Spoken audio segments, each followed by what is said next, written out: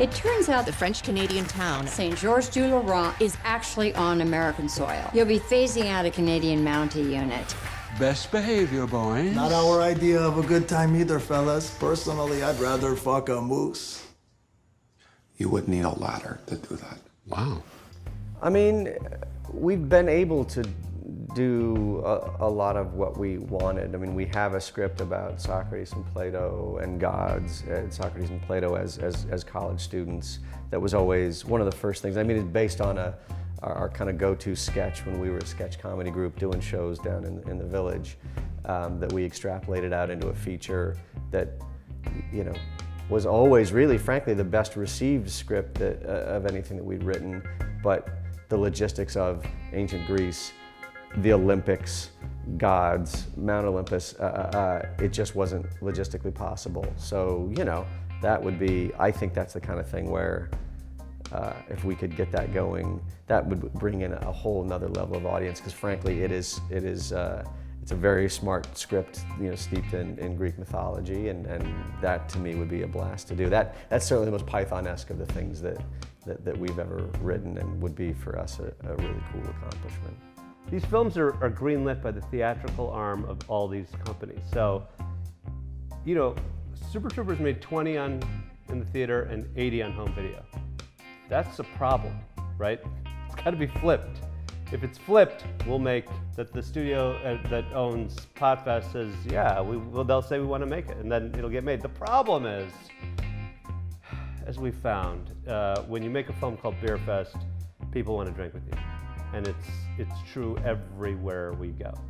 Shots of whiskey, and people will walk up with pints and you're chugging all the time. And we're like looking at Podfest, we're like, oh my God. I mean, how much pot are we gonna have to smoke just on the promotional tour? And it's like, it's a lot. Daunting. And I know that lot. doesn't make us incredibly firm to say that, but it is also like and the way people get high now, and the stuff that gets people high now, it's a terrifying notion of going, if we accepted everything to drink and smoke that we were offered, we would have been dead 100 times over the last 10 years. Yeah.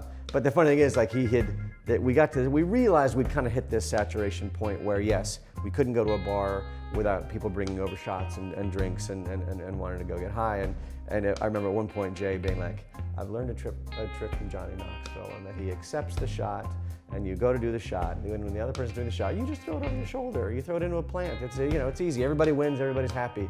And I remember at some point, we were out in Minneapolis, and we had already done a lot of drinking. And so somebody came over with Irish car bombs, which is a gigantic pint glass, and there's a shot within that. And we're all like, well, okay, here we go. And I look over, and everybody drops the shot glass in their pint and goes to turn it.